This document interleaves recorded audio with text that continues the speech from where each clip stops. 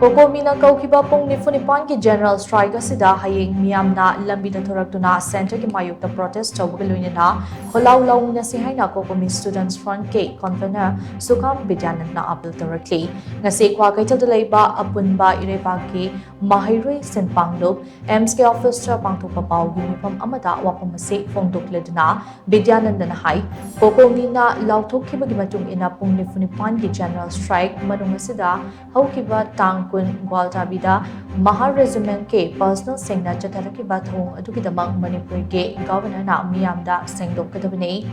Loinana Manipur lenga ke Chief Secretary Security Advisor amadi DGP resign togadabani haiba wafamda ahom bakaris leite Mahar Regiment ke personal singna chatakiba Meeyam ge thamoi sokiba thodok adudagi achauba ihau ama lakpa yai haiduna ngarang Chief Secretary na khuyekpiraga inquiry committee ama semnabagi order thokiba adu yabangamdoi thodok adu corruption naba semba committee ni thodok adu ki matangda thigalhange hairagana Commission of Inquiry Act 1952 ki makhada retired High Court ke judge amana luchingaga inquiry committee semgadabani Chief Secretary resign togadabani haiduna akanba wafam thamningai jerap asida Chief Secretary masana inquiry committee ama semnakpa haibase miyambo apang resibani COCOMI na changsiliba General Strike asida Hayeng Meeyamna Lambi Da Thoraktuna sogapiu center na tourakli ba thawung sing asigi Mayokta aikoi punna Khollao Laominnasi haina su mahanmakatana phongdokki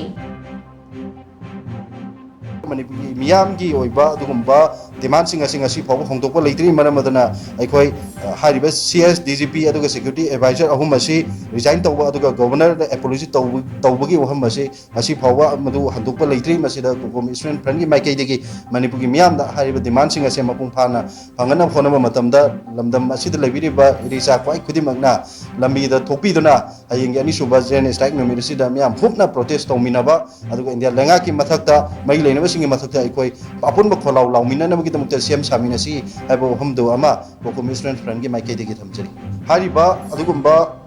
akoi ngarang desu akoi COCOMI gi leibiriba akoi gi alaman singna akoi lautok sakhibisu leire hariba akoi gi hojik sathariba general strike asida akoi essential servicing aduga akoi Siroi Lili festival ge mai leinaba sing adudi akoi